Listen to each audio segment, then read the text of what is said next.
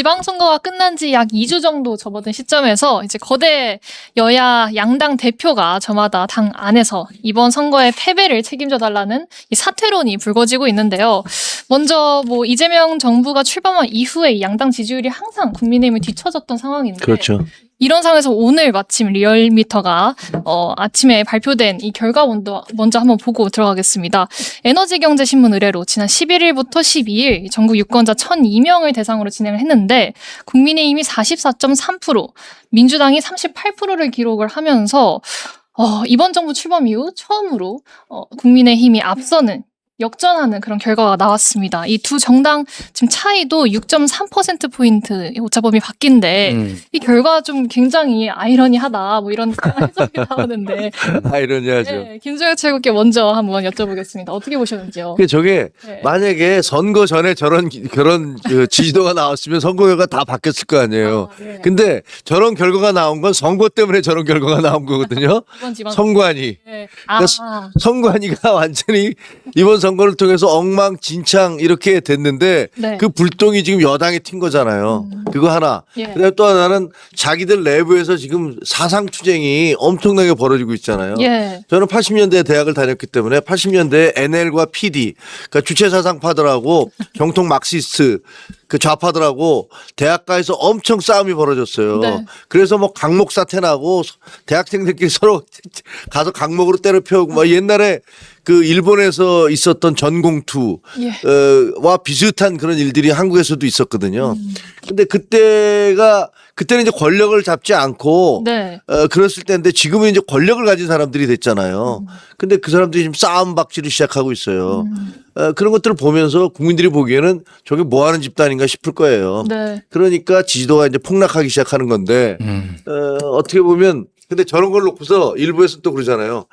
아, 이게 장동혁이 잘해서 장동혁 대표가 잘해서 그렇다. 아, 그러니까 이 사람 물러가면 안 된다. 예. 이렇게 얘기를 하는데 그럼 그동안은 1년 가까이 거의 민주당의 절반 정도밖에 안 되는 지지도가 있을 때는 그때는 왜 가만히 있었어요? 그때는 지지도가 낮으면 이번에 지지도가 높으니까 못 올라간다면 예. 그때 지지도가 낮을 때는 왜 안 물러났어요? 그러니까 뭐 말이 안 되는 소리인데 네. 저게 얼마나 지속성이 있을지는 좀 지켜봐야 돼요. 너무 급작스럽게 올라가면 또 금방 떨어지잖아요. 예. 근데 지금 다행히도 민주당의 저 내홍과 갈등은 그렇게 쉽게 가라앉지는 않을 것 같다. 다행히도요. 그래서 저는 열심히 박수 쳐주고 있습니다. 이게 선거 결과보다도 선관위 여파가 좀 컸다 이렇게 좀 보셨는데 김준일 평론가는 어떻게 보셨는지. 그러니까 네. 이게 다 장동혁 덕분이죠. 네. 이 영도력으로 이 어려운 시기를 뚫고 그 어려운 상황에서도 서울시장 선거와 평택을 가져온 이 영도력 덕분이니까 아주 계속 쭉 하시라. 종신 영구 종신 대표직 이런 거를 무거운 추천드립니다. 단어들이요. 예. 우리는 영원히 짓고 못하는 거예요. 그런 거예요? 워낙 설명을 잘 해주셔가지고 이거는 일단 선관위 사태가 가장 크고. 그러니까 국민의힘도 예전에 내부에서 싸웠을 때 지지율 엄청 빠졌었어요. 윤석열 정부 때. 예. 그리고 뭐 당대표 이제 야당 때도 이제 당대표 자리를 놓고 그 이후에 노선 투쟁할 때도 빠졌듯이 지금 민주당 지지자들은 연성 지지자들은 예. 선거를 지금 사실상 진 것 같은데 지금 니들끼리 이런다고 약간 이것도 분명히 영향을 줄 거예요. 그래서 당분간은 이렇게 계속 가겠다라는 생각이 들어요. 예. 사실 저희가 지금 이 지지율만 해도 민주당 얘기가 훨씬 많이 나왔는데 후반부에서 저희도 본격적으로 좀 딥하게 다뤄보기 위해서 우선 전반부에서는 이 장동혁 대표 사태 분위기부터 한번 훑고 가겠습니다. 오늘 아침에 이 국민의힘 최고위 분위기만 해도 굉장히 살벌했는데 네. 양현자 최고위원이 낙선을 하고 돌아와서 첫 번째 요구사항이 지도부 총사퇴였는데요. 근데 그러면서도 SBS 이 단독 보도를 보니까 본인이 먼저 물러날 생각은 없다. 지도부가 총사퇴하면 그렇죠. 먼저 당연히 사퇴하겠다. 그러겠죠. 이런 입장을 다시 한번 이제 강조를 했는데 또 반면에 조광 최고나 신동우 최고는 일단은 당대표한테 힘을 실어주는 분위기인데 지금 국힘 상황을 어떻게 보고 계시는지 먼저 여쭙겠습니다. 뭐 대학 혼전이죠 뭐. 예를 들면 우재준 그 양양자 이 두 분은 우리가 사퇴해야 되는 거 아니냐, 이거 너무 네. 그 후한무치한 짓 아니냐라고 얘기하는데, 다른 사람들은 창도혁 대표는 야 나한테 사퇴하라 하지 말고 잠실로 가봐 이런 얘기하잖아요. 네. 근데 잠실의 시위대가 그 이른바 그 부정선거론자들이 장악하기 시작하면서 인구가 확 줄기 시작했잖아요. 예, 그렇죠. 그리고 거기는 이제 그 평소에 뭐 저 정광훈파라든가 우리 저 아니면은 저 우리공화당 예. 조원진 뭐 이런 분들을 지지했던, 태극기 들고 성조기 뭐 이스라엘기 들으면서 부정선거 주장하는 분들이 또 대다수를 차지하고 있다고 하더라고요. 네. 인원은 확 줄어들면서. 제가 보기에는 오래 못 갑니다. 오래 갈 수가 없어요. 왜냐면 사실이 아닌 주장을 계속 하고 있는 거잖아요. 이게 예. 다 부정선거다라고 얘기하면서 당 지도부에서는 뭐 일부에서는 전면 재선거를 하자라고 맞습니다. 주장을 하는데 법적으로 불가능한 얘기예요. 그러니까 헌법 체계하에서 이거는 판사가 판결을 내려서 네. 문제가 있다고 얘기하면 거기에 따라서 움직여야 되는 건데, 정치적으로 대통령이 재선거하자 하면 재선거하고 야당이나 여당 대표가 재선거하자 하면 재선거하고, 뭐 누가 길거리에서 저 여론조사가 60% 나왔으니까 재선거하고, 네. 그거는 정상적인 국가가 아니죠. 그건 민주국가도 아니고 말이 안 되는 얘기를 주장하고 있는 거예요. 공당에서 그런 주장을 하는 거는 저는 정말로 정말 굉장히 우스운 짓이다라고 생각을 하는데, 네.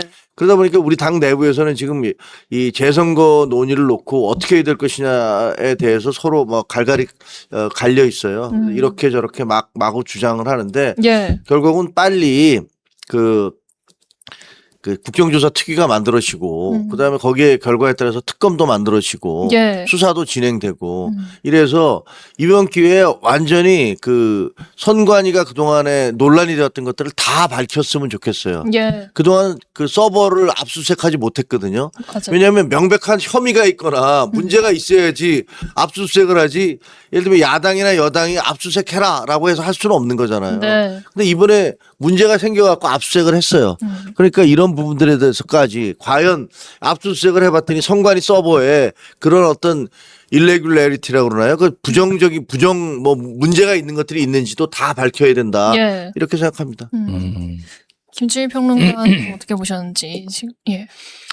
올해 안에 사퇴 안 할 것 같아요. 아, 올해 안에. 예. 예. 내년에도 사퇴를 할지 여부는 미지수입니다. 그러니까 왜 그러냐면은 제가 일단은 이게 이제 이 선거 결과에 대해서 이제 해석 투쟁이 벌어졌는데, 어쨌든 오늘 그 리얼미터 여론조사 보지 않았냐, 양양자 최고가 사퇴하라고 하니까 이 장도혁 대표가 이렇게 했잖아요. 예. 그러니까 지금 민주당 지지율이 좀 당분간 이게 안 좋거나 국힘하고 비슷하게 갈 것 같고, 네. 그러면 이거에 대해서 계속 이제 버틸 만한 스스로의 근거를 스스로 이제 셀프로 만드는 거 하나가 있고, 또 하나는 지금 이 선거 이 부실 선거 예. 이 투표용지 부족 논란이 제가 보기에는 최소 3개월, 아. 길면은 한 반년 갑니다, 이거. 예. 왜 그러냐면은 기본적으로 지금 이제 프로세스가 어떻게 되냐면은 합수본에서 수사는 수사대로 하잖아요. 그렇죠. 예. 국정조사 이제 들어갈 거 아니에요. 그렇죠. 그럼 국정조사가 제가 보기에는 2달이에요, 최소. 네. 2달은 걸려요. 그러니까 이거저거 준비하고 이거저거 뭐 불러다가 하면은 2달. 그 다음에 특검한다고 하잖아요. 그렇죠. 그럼 합성을 해서 이거 수사해 놓은 거를 이제 특검에 넘기면은 특검이 또 3달이에요. 근데 그거 준비 기간 한다라고 이렇게 되면은 네. 대략적으로 올해 연말까지 가겠구나, 이게. 예. 그렇게 보여요. 그래서 장도혁 대표는 계속 이 얘기하면서 내가 민주주의를 지키기 위해서는 이게 지금 선봉에 서서 내가 하겠다 이런 식으로 얘기를 할 것 같아서 예. 올해 안에는 힘들 것 같고, 그러면 여론이 완전히 폭발해가지고 당내 여론이 예. 그럴 것 같지도 않아요 지금. 이제 뜨뜻미지근하게 한 4대 6 정도로 한 30에서 40%는 사퇴 얘기하고 한 50% 이상은 그냥 아무 얘기 안 하거나 그냥 그러고 예. 있고, 몇몇이 이제 적극 옹호하고, 요 구도가 안 바뀔 것 같아요. 아. 그래서 사퇴를 쉽게 방법도 없고, 예. 예, 굳이 뭐 지도 체제가 붕괴할 것 같지도 않고, 사실 지도 체제 중에서 지금 뭐 신동욱, 김민수, 그러니까 선출직 5명이거든요. 예. 신동욱, 김민수, 김재원, 그러니까 김재원 이 3명은 그냥 장동혁 편에 서겠죠. 지금 양양자, 우재준 이 2 사람인데, 그 두 사람만은 안 돼요. 두 명이 더 이쪽으로 이탈해야 되는데 그러면은 누가 이탈할 것이냐 지금 상황에서. 그리고 최고위원 자체가 직업이신 분들이 많잖아요 여기에는.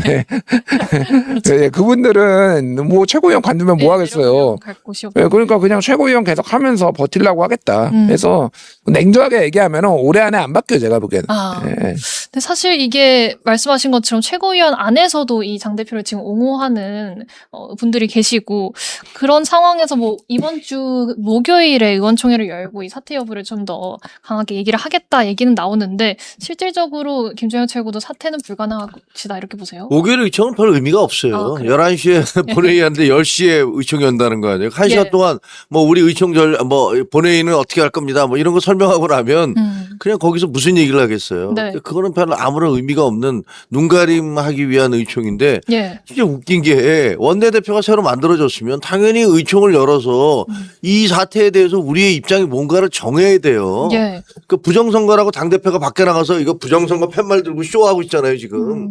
그럼 이거를 도대체 우리 당에서는 어떻게 받아들여야 되냐를 정해야 된다고요. 그렇죠. 근데 말이 나올까 봐 의총을 안 열어. 그리고 열자고 하는 것도 1시간 전에 열어서 후딱 해서 완전히 눈 가리고 쇼하는 거잖아. 아웅하는 거잖아요. 예. 그러니까 이렇지 않으면 우리가 이번 기회에 확실하게 야당으로서 지지도를 굳힐 수 있을 거예요. 근데 이런 식의 쇼를 하면 국민들이 보기에 똑같은 놈 역시 니네는 달라지지 않는구나. 이러면 제가 보기에 지지도 다시 꺾일 거예요. 근데 왜 이렇게 하는지를 알 수가 없어요. 그러니까 예. 결국은 본인들의 어떤 그 자리 기득권 이거 그냥 유지하겠다라는 거잖아요. 그리고 이게 그 일부 젊은 청년들은 이것이 부정선거다라고 주장을 하잖아요. 근데 예. 거기에 편승을 해서 그 사람들을 선전선동을 해서 그 사람들의 분노 게이지를 최대한 높여서 네. 그걸로 내가 명분을 존재하는 명분을 삼겠다 이런 거잖아요. 예. 그러니까 아주 나쁜 정치의 전형을 보여주는 거죠. 국민들에게 아니면 아니라고 얘기하고 옳으면 옳다고 얘기하고 이렇게 하면서 방향을 제시해야 되는데 그러니까 눈 있잖아요. 눈 이리 굴리고 저리 굴리고 이러면서 어느 쪽에 붙어야지 나한테 이익이 될까? 내가 여기서 무슨 거짓말이든 진짜든 상관없이 무슨 얘기를 해야지 내가 나한테 정치적인 소득이 있을까? 이것만 생각하는 거잖아요. 예. 전형적인 나쁜 정치인들이죠. 저는 그렇게 봐요. 예. 지금 이게 장도혁 대표는 일단 부정선거를 전면에 세우기도 했는데 여기랑 이제 다른 결로 또 재선거 논쟁도 지금 국민의힘 내부에서 지금 조율이 안 된 상황이에요. 장 대표는 우선 전국 재선거를 주장한 상황이고 나경원 의원이 여기에 가세를 하면서 전국 재선거 대신 이 선관위 직권으로 부분 재선거를 결단해달라 이런 요구를 했는데 이 요구는 좀 어떻게 보셨는지 나경원 의원은 또 왜 여기에 좀 탑승했다고 보시는지 정치적으로 해석도 가능할까요? 그 한국갤럽 지난주 금요일날 나왔던 거 네. 지난주 화수목에 조사해가지고 이게 굉장히 흥미롭더라고요. 하나는 두 가지를 물어봤는데 네. 하나는 이번 투표용지 사태를 어떻게 바라보느냐 쉽게 얘기하면 하나는 부실 선거다 하나는 부정 선거다 이거 여론조사를 했어요. 그러면은 부실 선거가 전국적으로 보면 67 예. 부정 선거가 25가 나왔어요. 아, 그런데 정당 지지별로 이거를 나눠보면은 예. 더불어민주당에서는 부실 선거 87, 부정 선거 8 이렇게 봤거든요. 근데 국민의힘은 부실 선거 44, 부정 선거 50. 예. 그래서 오차범위 내기는 하지만 사실상 거쳐 있어요. 이게 3.1%포인트 플러스만 했으니까 거의 이제 오차범위 그 딱 경계선에 네. 이걸 부정 선거라고 보는 사람이 더 많은 거예요. 그러니까. 네. 그러면 이게 국민의힘 지지층 특히 이제 지금 상황에서는 당대표를 노리고 선거라는 게 2년 뒤에 총선 말고는 당대표 선거밖에 없잖아요. 예. 그러면 당대표 선거를 노리고 나경원 의원이 참전했다. 이렇게 보면 될 것 같고 이게 또 재선거 전면 재선거에 대해서 찬성한다 반대한다 물어보면은 전면 재선거가 찬성 44 반대 48이에요.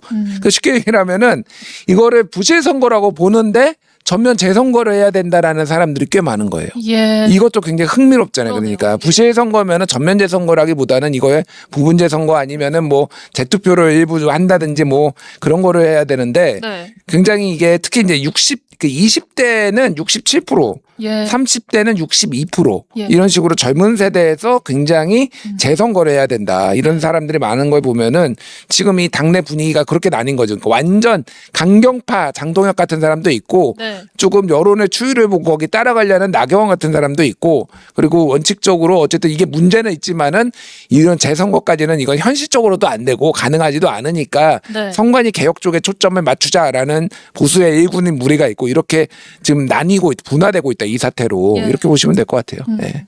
사실 장동혁 대표 입장에서 한번 생각을 해보면 이게 지금 이 갤럽 조사만 봐도 2030에서 60%대가 재선거를 요구를 하고 있고 또 부정선거라고 생각하는 국힘 지지층도 굉장히 좀 두텁게 나타나는 상황에서 장 대표가 이런 여론을 무시하고 갈 수도 없는 거 아닌가 이런 좀 생각도 드는데 어떻게 보시는지. 그 네. 정치인은요. 예.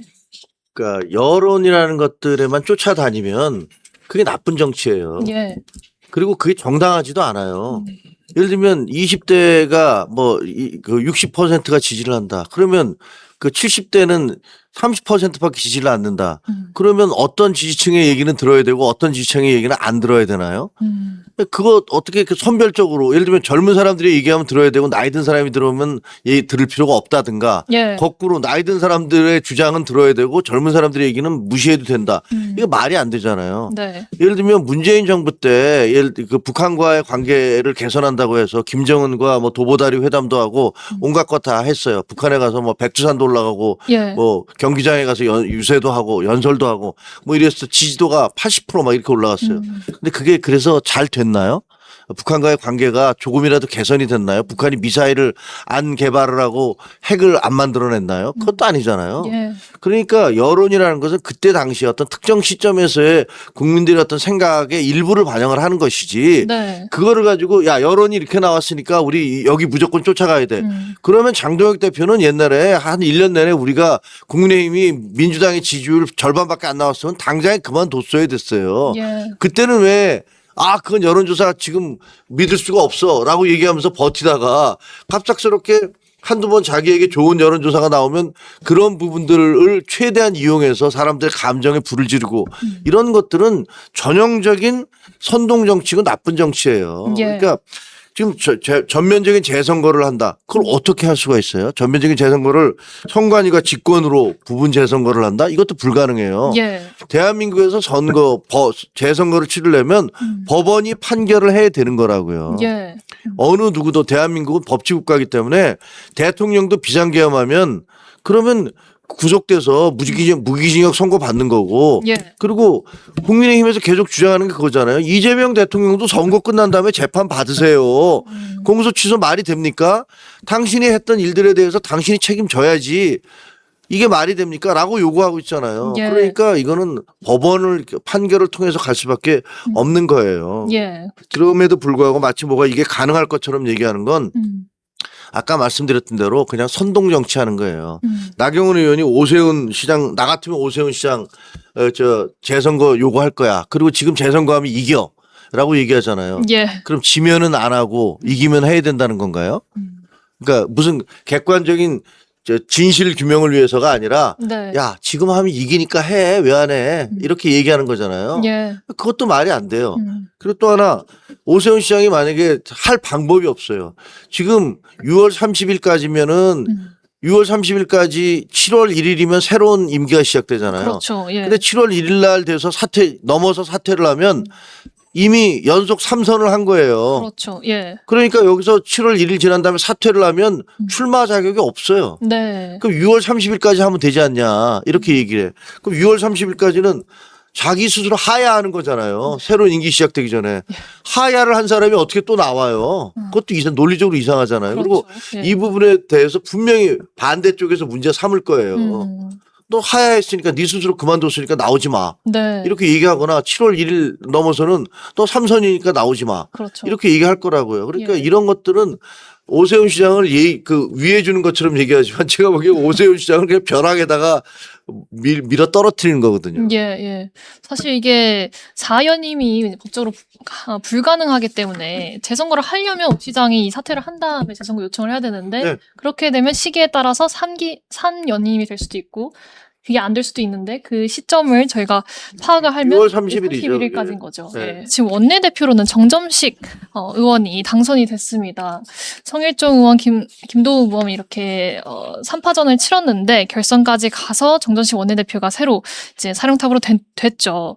뭐 정치권에서 정점식 대표가 돼도 그 장동혁 대표 체제를 결국에는 무너뜨릴 거 아니냐라는 얘기도 좀 나오는데 정점식 대표가 과연 그런 좀 노선으로 틀지 이 가능성 좀 어떻게 보시는지. 그러니까 정점식이 장동혁 편이냐 여부는 네. 죽어도 장동혁 수호 뭐 이거는 아닌 거는 확실하죠. 예. 그러니까 그런데 굳이 지금 무너뜨려서 얻어야 될 실익이 있느냐. 그러니까 그렇게 좀 보는 것 같아요. 전체 기류를 보면은. 네. 그러면은 뭐 더 나은 사람이 지금 온다는 보장이 있어. 그리고 당장 총선까지는 아직 2년이 남아있기 때문에 예. 굳이 지금 상황에서 그렇게 해야 될 동력이 별로 없다라고 보고 압도적으로 원내에서 압도적으로 의원들이 그걸 요구를 하면은 정정식 의원도 굳이 내가 뭐 장동혁을 수호할 이유는 없다라고 하겠지만은 그런 상황도 아니잖아요. 예. 그러니까 제가 이게 장기화될 거라고 보는 이유가 그거예요. 그러니까 정정식 의원이 당내 주류의 이제 편은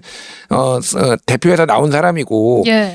그 표가 송원석 원내대표가 60표를 얻었어요. 결선 투표 없이 60표를 그때 얻었는데 이번에는 결선 투표를 가서 55표, 55대 48이 된 거잖아요. 예. 그러니까 확실히 예전보다 이 구주류들이 구친윤들이 그 영향력이 좀 줄어들거나 이제 생각이 좀 바뀐 사람들이 있지만은 아직도 이들이 주류다.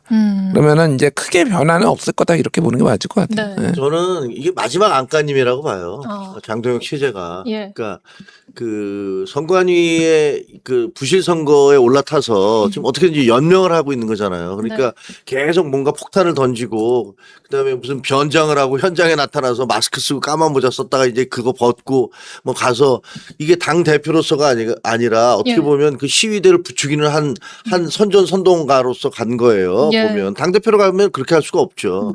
그런 걸 보는데 이게 아까 말씀드린 대로 이제 선관위는 이번 기회에 여야가 모두 나서서 완전히 손을 봐야 돼요. 예. 지금까지 문제가 됐던 거 다 점검해 봐야 돼요. 왜 도대체 이렇게 똑같은 그 수치가 나왔는지 이것이 첫 번째인지 아니면 무수히 이런 일들이 많이 있었는지 예. 뭐 많은 것들을 점검을 해봐야 돼요. 제가 보기에는 저렇게 무능한 집단에서 뭐 조직적인 부정선거를 했다는 것 그걸 주장하는 것 자체가 예. 걷지도 못하는 애가 날라다녔다고 주장하는 거하고 똑같은 거거든요. 말이 안 되는 얘기예요. 예. 그러니까 이게 다 시간이 조금씩 지나면서 지금은 이제 감정이 막 확 분출돼서 그렇지만 시간이 좀 지나면 차곡차곡 이 문제점들이 다 확인이 될 거예요. 예. 서버도 다 점검이 될 거고. 그러면 제가 보기에는 그동안에 부정선거 주장했던 사람들은 내세울 게 딱 하나밖에 없어요. 이 수사도 거짓이다. 이거 외에는 내세울 게 없어요. 예. 근데 그거 사람들이 안 믿거든요. 여야가 같이 해서 하는데. 네. 그러니까 결과적으로 보면 그게 어느 정도 마무리되면은 지금 이렇게 막 그 반발 심리로 올라갔던 저 지지도 있잖아요. 이것도 예. 다시 떨어지고 양쪽에서 이렇게 균형을 맞추게 될 거거든요. 그때쯤 되면 아마 합리적인 사고에 의해서 당신 책임져라. 부정선거라고 주장했지 않았느냐. 예. 이런 부분들에 대해서 책임을 요구하는 목소리와 여론이 높아질 거예요. 저는 뭐 아마 올 가을 넘기기 쉽지 않다 이렇게 생각합니다. 올 가을이요. 예. 그 장동혁 대표가 그 주말 사이에 페이스북에다 공유한 게 있어요. 그 제목이 장동혁이 정신 승리 물음표 그들이 정신 패배 뭐 이건데 이게 이제 폴리뉴스 의뢰로 한길리서치가 조사를 한 거예요. 네. 지방선거가 어디가 선전했냐 물어보니까 국민의힘이 40.2, 민주당이 35.7 그래서 국민의힘이 더 잘했다라고 보는 국민들이 많다 이건데 이제 장동혁 대표가 빼먹은 게 있는데 이 같은 여론조사에서 예. 당대표 사퇴론도 물어봤어요. 장동혁 대표 사퇴로. 예. 근데 51.7%가 장 대표 사퇴해야 된다. 35.4는 물러날 필요 없다. 그래서 이제 과반이 넘게 장동혁 사퇴해야 된다가 많았는데 이게 디테일을 들여다보면 굉장히 흥미롭더라고요. 예. 이념 성향으로 보수층에서 그러니까 중도 진보는 당연히 높은데 보수층에서는 사퇴해야 된다가 44.7. 예. 물러날 필요가 없다가 44.4. 그래요. 0.3%포인트 차로 반반이에요, 지금. 예. 그러니까 이거를 이제 안 올린 것도 좀 뭐 비겁하지만 어쨌든 뭐 원래 다 그런다고 치고 예.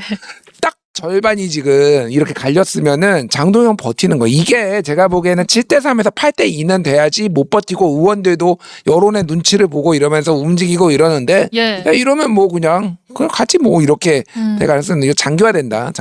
장도역 체제. 예. 네.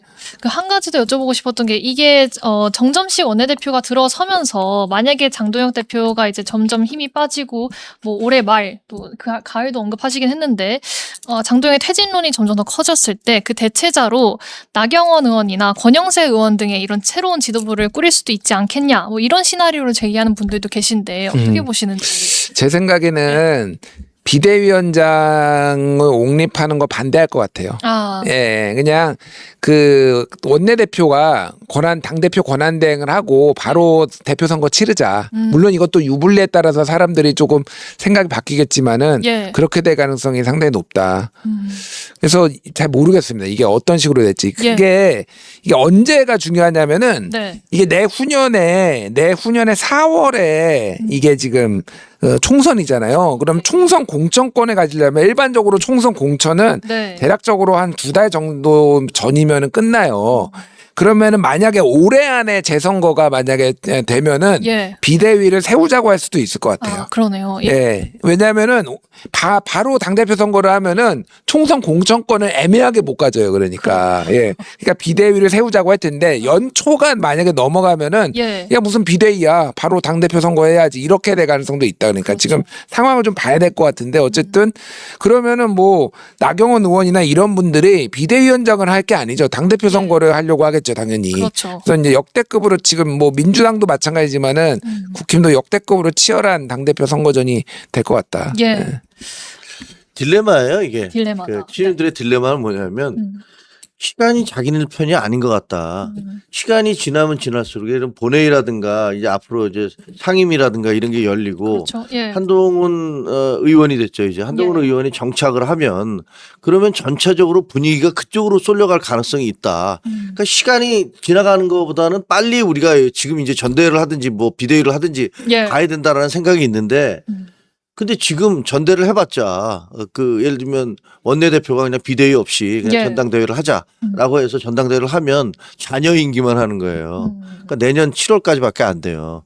그러면 그때 또 다시 그때 정식 전대를 해야 되니까 그렇죠. 그러면 시간이 많이 흐른 다음이잖아요. 예. 그러니까 그냥 이 상태로 장동혁 체제를 그대로 가면서 그 세월이 흐르면 그것도 한동훈의 입지만 계속 강화되는 거 아니냐라는 두려움이 있고 예. 그 전에 우리가 그 당권을 잡자라고 하는데 그거는 내년 7월까지밖에 안 되는 거고 네. 이런 딜레마가 있어요. 그래서 이 딜레마에서 어떤 식의 해법을 찾아낼지는 잘 모르겠어요. 예. 민주당 같은 경우에는 2020년에 당대표가 만약에 사퇴를 하더라도 원칙적으로는 최고위원들 임기는 보장하는 걸로 돼 있어요. 예. 그래서 당대표의 그거를 권한을 최고위원회에서 대행을 하든 뭐 비대위가 가든 이런 식으로 되고 네.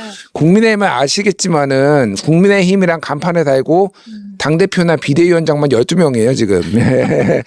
그러니까 그게 없어요. 여기는 무규칙 이종격투기 같은데 그냥 끌어내리고 일단 다시 또 하고 그냥 그런 게 없어요, 사실상. 그래서 자녀 임기만 하는 건지 아니면 그것조차도 그냥 즉흥적으로 결정을 해요. 근데 일반적으로 1년 정도 남으면은 자녀 임기만 하는 게 먹히는데 딱 내년 1월만 넘어가도 이제 8개월 안쪽으로 남잖아요. 예. 그러면 새로 뽑는다라가 이제 대세가 되겠죠. 그때 그렇게 결정이 될 거예요. 그럼 새로 뽑자. 2년 임기를 주자. 그러면은 아마 이제 당권을 공천권까지 가질 가능성이 높으니까 그러면 이제 완전 혈전이 벌어지는 거죠. 내년 넘어가면 딱.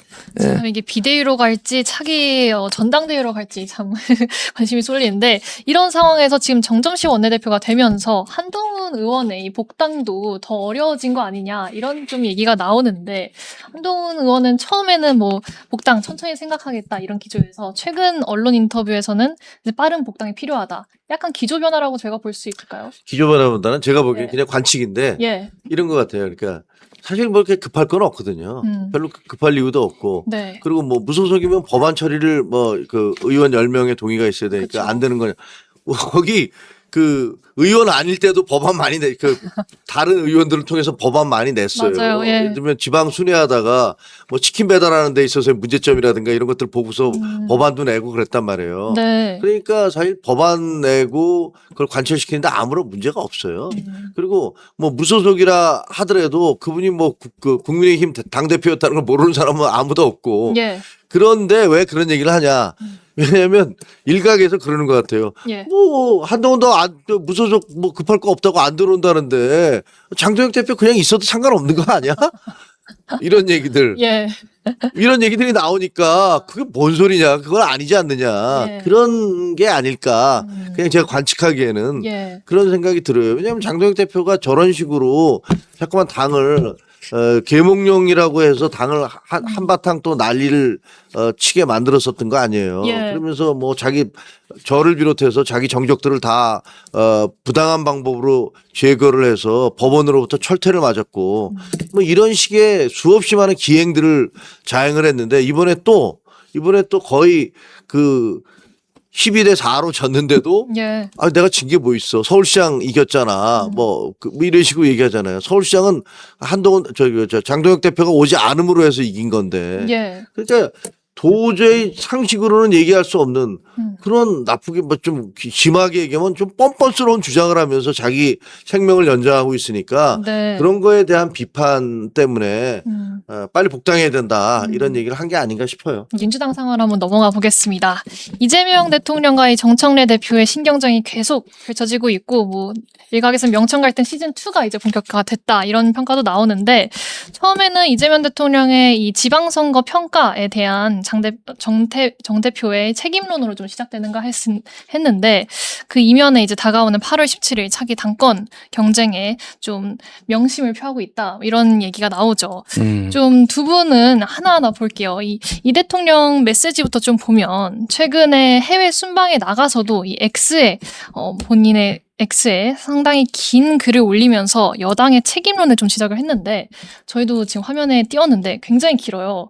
여기 이제 막스 베버의 그런 얘기도 같이 쓰면서 책임윤리 이걸 좀 인용하면서 여당의 책임론을 거론했는데 사실상 뭐 정청래 대표를 저격한 거 아니냐 지금 이런 해석이 나오는데 먼저 김주일 평론가께서는 어떻게 보셨는지 궁금합니다. 그러니까 일련의 흐름들을 보면은 네.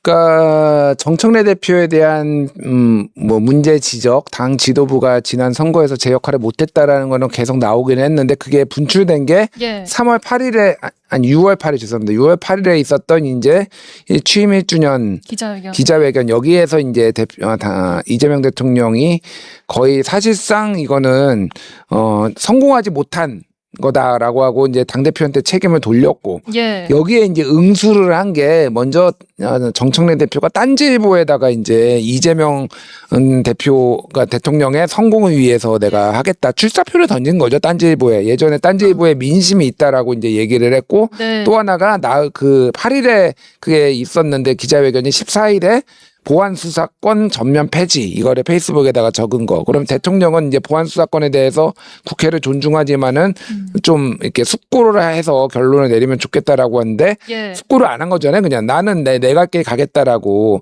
여기에 더해서 이제 국민은 영원하고 정권은 짧다 이거 나오고 그 다음에 이게 다시 나온 거거든요. 여기에 더해서 이 대통령이 막스 베버 얘기한 거에 더해서 오늘 조승래 어제 먼저 조승래 사무총장이 예. 김민석 총리가 당대표 하기 위해서 그만둔다라는 게 선거에 어떤 영향을 미쳤는지도 살펴보겠다. 맞습니다. 그리고 오늘 김어준에 나가가지고 조승래 사무총장이 예. 공소 취소권하고 스타벅스 건 이런 것도 어떤 영향을 미쳤는지 다 살펴보겠다 이렇게 얘기를 했어요. 그건 김어주 방송에서 얘기를 했군요. 네, 오늘 아침에 나가서 조승래 네. 전쟁이에요 이거는. 예, 연장만 지금 안 보일 뿐이지 이거는 이미 전쟁에 들어갔다라고 예. 보시면 될 것 같아요. 그러니까 이미 피할 수 없는 한판이 지금 예정돼 있다고 보면 될 것 같고 말은 점잖게 하고 뭐 그 와중에 오늘 또 정청래 대표가 또 뭐 이재명 정부의 성공을 뭐 위한다 막 이런 얘기도 했지만은 그렇죠. 예. 이미 돌이킬 수 없는 상황으로 이미 갔다. 뭐 이 정도로 보시면 될 것 같아요. 그 막스 베버 얘기는 네. 대통령이 3월 달에도 한 번 했었어요. 아 3월에요? 언제? 3월 30일 날 무슨 타운홀 미팅인가 어디 하는데 예. 그 막스 베버의 책임 윤리하고 신념 윤리 얘기를 했는데 그게 언제였느냐? 예. 유시민 ABC론이 나왔을 때 이거를 막스 베버 얘기를 한 거예요. 예. 그리고 이번에 또 한 겁니다. 책임 윤리와 신념 윤리. 이 맥락은 뭐 문조 털레유라고 해가지고 이제 그쪽이 한 팀이라고 이제 생각을 하는 거 아니에요. 예. 그러니까 이거는 일관되게 지금 저들은 신념만 있고 책임지지 않는 무책임한 정치인이다라고 대통령이 다시 한번 예. 이렇게 확인을 이름만 빼고 확인을 해줬다. 뭐 이렇게 보면 될 것 같아요. 예. 참 이게 해외에 계시는데도 불구하고 SNS에 이렇게까지 지켜할 정도면 굉장히 분노가 좀 느껴지는 글이기도 했는데. 옛날에 이거 예. 비슷한 일이 있었잖아요. 어떤 건가요? 노무현 대통령이 인도네시아인가 어디 동남아에 가서 거기다 계속 댓글 다시고 그랬거든요. 아, 그래서 그때 그것도 굉장히 논란이 됐었어요. 아니 대통령이 해외에 나가서 그쪽 그 대통령이나 그쪽에 권력 가진 사람들하고 얘기를 해야지 예. 왜 국내 문제에 그렇게 계속 개입을 하시냐 이렇게 얘기가 됐는데 지금 저 얘기는 이재명 대통령이 굉장히 다급하다. 아, 다급하다요. 예. 그리고 본인으로서는 굉장히 위기감을 느끼고 있다. 이런 얘기, 이런 의미인 것 같아요. 예. 거의 전쟁, 아까 말씀하셨지만 진짜 전쟁이 시작된 거예요. 그러니까 전쟁에서는 죽기 아니면 살기잖아요. 예. 그러니까 이 두 집단, 그러니까 예를 들면 친문으로 시작되는 김어준, 유시민, 조국, 정청래로 이어지는 이른바 운동권 과거에 그 예. 세력과 그다음에 지금 현재 권력을 잡고 있기는 하지만 과거의 운동권과는 조금 거리가 있거나 입장을 바꾼 예. 이재명, 그다음에 김민석, 그다음에 송영길 그리고 나머지 사람들 예. 뭐 이런 사람들 이런 두 세력이 정치 세력이 민주당 내에서 아주 지금 이제 사생결단의 싸움을 시작했는데 예. 이게 왜 사생결단의 싸움을 하냐면 아니면 죽기 때문에 그래요. 아, 대통령은 여기서 만약에 예. 김민석을 당선시키지 못하고 정청래가 당선이 되는 순간에 나는 이제 레임덕이다. 그리고 저기에 휘둘리게 된다. 한동훈 의원이 그런 얘기 했잖아요. 아마 지난번에 본인이 법무부 장관 할 때 국회에다가 체포동의안 요구했었잖아요. 근데 예. 민주당에서 반란표가 나와갖고 통과가 됐었잖아요. 예. 비슷한 고민을 할 거예요. 아, 그러면 대통령에 대해서 아마 지금 당 지도부가 예. 이런 식으로 우리를 협박할지 모른다, 나를. 그런 거기 때문에 어떻게든지 뭐 그 욕을 먹든 말든 간에 나한테 개입한다고 하든 뭐 하든 간에 나는 무조건 김민석이나 그 혹은 그 안 되면 송영길이라도 예. 당선을 시켜야 되겠다. 라는 그런 절박함이 있는 거고 예. 그 반대쪽에서는 야, 우리가 이번에 지면 대통령이 우리를 어떤 식으로 공격할지 모른다. 예를 들면 뭐 그런 얘기들 많이 있어요. 지금 떠도는 얘기는 예. 그 김어준 씨 같은 경우도 워낙 수입이 많잖아요. 네. 어마어마한 수입을 갖고 있어요. 그럼 그 수입이 과연 어떻게 사용되었느냐, 세금 문제는 어떻게 되느냐, 혹은 뭐 그냥 속된 말로 이거는 예. 뭐 혹시 해외라도 남긴 재산은 없어? 뭐 이런 여러 가지 뭐 논란들이 있어요. 그런 예. 의구심도 있고. 그렇죠. 그러니까 그런 부분들에 대해서 어떻게 보면 뭐 이 싸움에서 지면 아마 우리를 그냥 가만두지 않으려고 할지도 몰라라는 그런 두려움이 있겠죠. 예. 그러니까 양쪽 모두 그런 두려움을 갖고 있어서 그냥 죽도록 싸울 수밖에 없어요. 아니, 예. 그러니까 문조 털레 사실 저는 좋아하진 않는데 이거 안 쓸 수가 없어가지고 그러니까 문조 털레유의 사실은 현역 정치인은 조국하고 예. 정청래밖에 없어요. 문재인 대통령은 이제 현실 정치에서 떠나신 분이고 뭐 김어준은 이제 총수고 예. 뭐 유시민은 이제 스피커고 그러니까 사실은 조국을 그렇게 열심히 밀었는데 조국이 떨어지면은 이제 이 진영에는 뭐 더 다른 사람이 상징적이 있을 수도 있지만은 이제 정청래밖에 없는 거예요. 그러네요. 그러니까 예. 그러니까 정청래가 꺾인다? 그러면 여기는 와야 되는 거예요, 사실은. 예. 사실 이재명 대통령도 절박하죠. 그러니까 말씀하신 대로 이제 레임덕이 올 수도 있다. 이게 네. 전면적인 레임덕은 연성 레임덕이라고 저는 생각을 해요. 그러니까 아, 예. 공무원들이 말을 안 들으면 그게 진짜 레임덕이거든요. 예. 근데 그 집권 이제 2년 차 방금 시작했는데 그렇죠. 그러면 장관이나 그 밑에 공무원들이 대통령 말을 안 들을까요? 그건 아니에요. 그런데 당은 정청래가 되면은 특히 시간이 지나면 지날수록 이제 공천권을 가지고 근데 정청래 줄을 쓸 수밖에 없으면은 예. 당 장악이 안 되고 입법권이나 이런 것들이 사실상 이제 정청래 마음대로 완전히 하게 되는 이런 상황에 대해서 우려가 굉장히 큰 거죠. 네. 또 정청래 간판으로는 총선을 이길 수 없다. 이번 결과가 그러면 정권 재창출도 어렵다라고 예. 보면은 갈아야 되겠다라는 게 약간 생존의 문제. 그러니까 본인의 사법 리스크까지 있기 때문에 이제 생존의 문제인 거고 예. 좀 신조어가 있더라고요. 이걸 많이 쓰는지 모르겠는데 뭔가요? 문조 털레요 반대편에는 한강 새똥 돼주길. 기네요. 이건 내가 만든 거 아니야. 한번 검색해 보여. 한강. 새똥. 새똥. 똥, 똥, 어. 돼주길, 돼자가 돼지 할 때 돼자예요. 돼주길. 그래서 주길.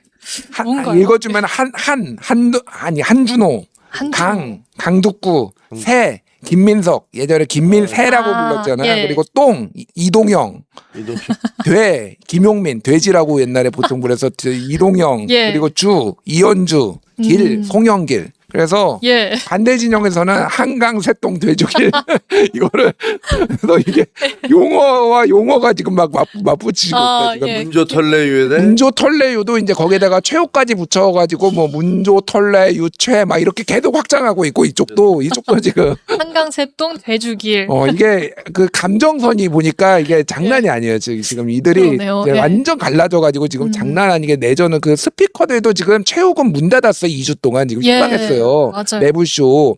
그게 최강욱 씨도 이게 좀 다르긴 하지만 최강욱 씨도 나 이제 안 나올래 뭐 그러니까. 그런 얘기 했더라고요. 뭐 그런 상황이에요. 지금 막 내상 입고 지금 장난이 아니다. 이쪽이 지금. 예. 근데 이게 사실 저희가 저번에 박찬대 의원과 이제 정청래 대표 그때만 봐도 의원들은 박찬대를 좀 많이 밀었다. 그리고 명심도 박찬대에 있었다 했는데 네. 결국에는 깠을 때 정청래 대표가 됐잖아요. 음. 그렇게 해서 뭐 다른 어떤 분은 정청래한테는 당권 은행이 있다. 당권이 이미 당심 은행이 있다. 그만큼 당심에 대한 지지층이 굉장히 세다. 이번 전당대회도 비슷할 거다. 뭐 이런 관측도 나오는데 근데 그렇게 동의하시는지. 그때랑은 저는 뭐 먼저 결론부터 얘기하면은 예. 반반 싸움이 될 것 같아요. 아, 생각보다 격차가 이제 많이 안 나게 네. 갈 것 같은데 그때 정청래 대표가 한 62%인가 얻었고 저기가 35%인가 뭐 대략 그 정도 얻었어요. 하여간 맞아요. 뭐 예. 그 정도 얻었는데 그때는 두 사람 다 친명을 외쳤고 예. 사람들 의원들이 많이 박찬대를 선택했지만은 정청래 대표가 그렇다고 반명은 아니잖아. 그렇죠. 뭐 이렇게 본 것과 있고 또 하나가 그때 민주당 지지층들의 가장 큰 거는 네. 검찰 개혁을 이번에 못하면은 안 된다라는 굉장히 절박함이 있었어요. 그러면은 문재인 대통령도 그렇고 역대 모든 대통령들이 검찰 개혁 한다라고 하지만 자기가 집권을 하면은 그거를 예. 잘 되는 칼로 쓰려고 하는 게 있고 이재명도 그럴 것이다. 근데 검찰 개혁을 더 잘할 거는 정청래다라고 본 거예요. 그러니까 당원들이. 예. 그래서 그게 이제 이번 선거에는 어떻게 나타나느냐. 이번 선거에서는 일단은 지금 9월 달에 검찰청이 폐지가 되면서 8월 달에 형사소송법을 포함해서 보안수사권 등등등을 가지고 이제 법을 만들어야 되네요. 지금 예, 바꿔야 되는데 정청래가 그래서 참전을 한 거예요. 보안수사권 폐지하겠다고 나는 무조건. 그러네요. 그들의 그 원하는 바를 하겠다라는 게 이제 여기에서 전선이 하나 생기는 거고 또 하나는 뭐 1인 1표제 뭐 이런 예. 룰을 가지고 이제 생기는 거죠.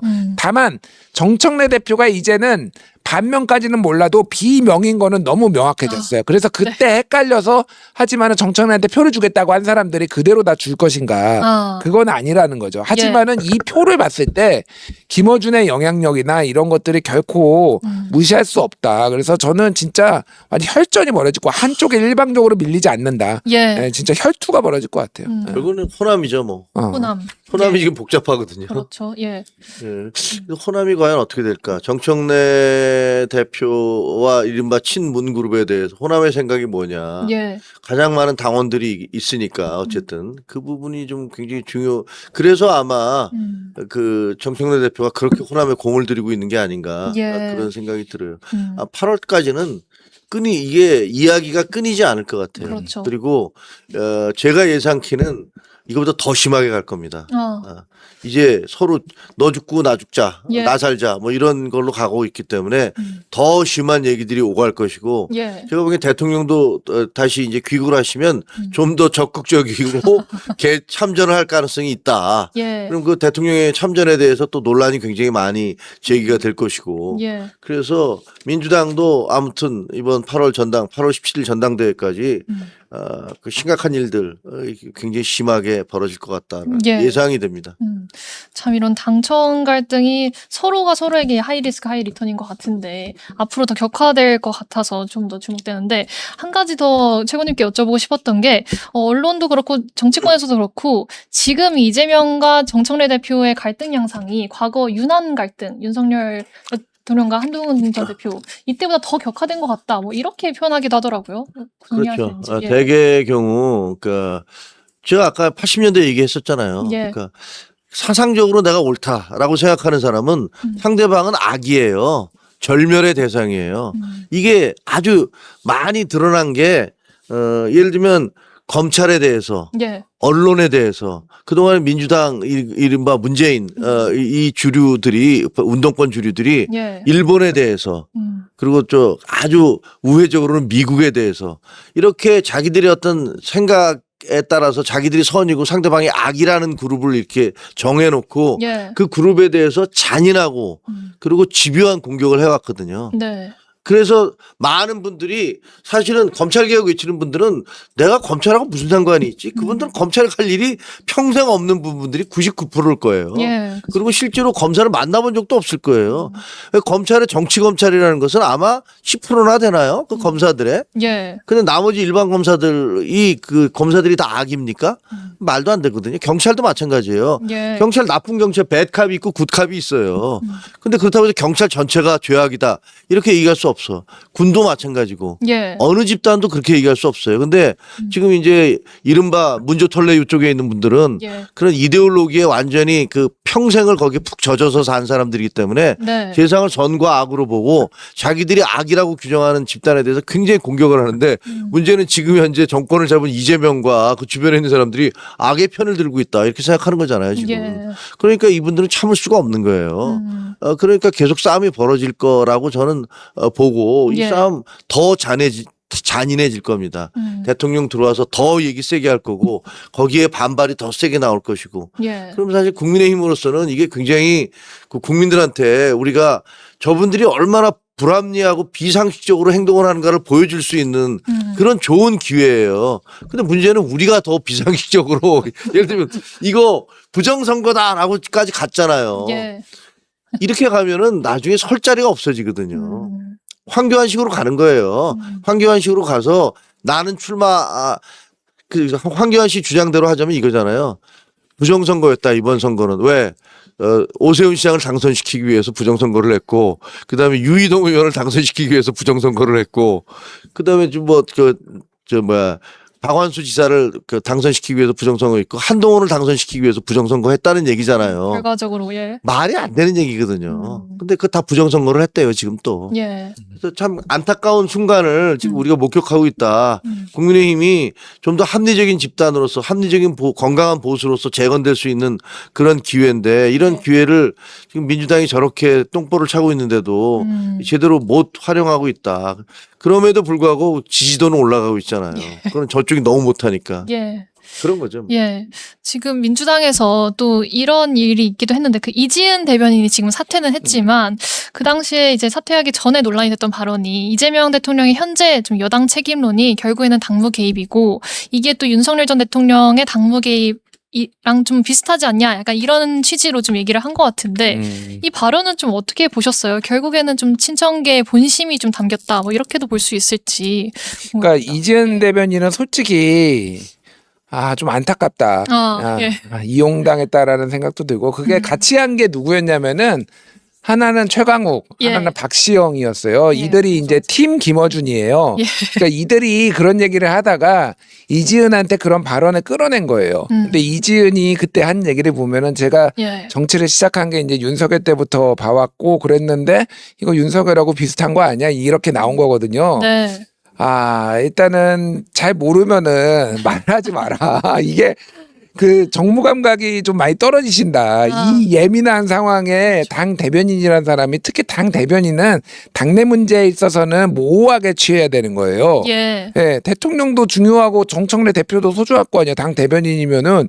그래 이런 거는 끼면 안 돼요. 근데 본인이 껴가지고 말을 한 게 정부 감각이 떨어진다. 예. 어쩔 수가 없다. 좀 안타깝지만은 더 문제가 이제 박시영, 최강욱 이런 사람들이 이제 네. 이런 분들이 이제 이혹에 먹은 거잖아요. 그러니까 이거를. 그렇죠. 예. 그러니까 지금 뭐 이런 상황이 그리고 지금 너무 예민해져가지고 거의 전쟁이에요. 제가 이 전쟁에 긍정적인 거를 하나를 굳이 얘기를 하자면은 네, 예, 어떤 건가요? 김어준에 대한 맹목적 지지가 지금은 어쨌든 많이 와야 됐다. 예, 저는 김어준이 민주당에 이렇게 영향력을 끼치는 거는 매우 민주당에 대한 해악이기도 하고 사회 전체에 대한 해악이라고 보고 저만큼 오랫동안 김어준을 이렇게 비판해온 사람이 없거든요. 예. 예전에 진짜로 나만큼 예전에 내가 시사인에서 예. 그 주간경향이 예전에 한번 김어준 특집 한번 썼잖아요. 했었죠. 그때 그때 시사인에서 예, 예. 한번 내가 발언했는데 네. 시사인 구독자 1,000명 빠졌어요.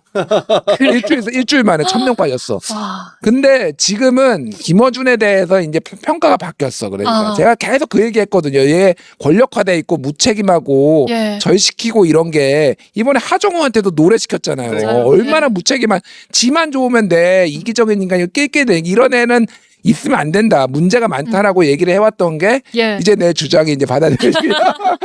김준일이 옳았다. 갈 길이 멀어.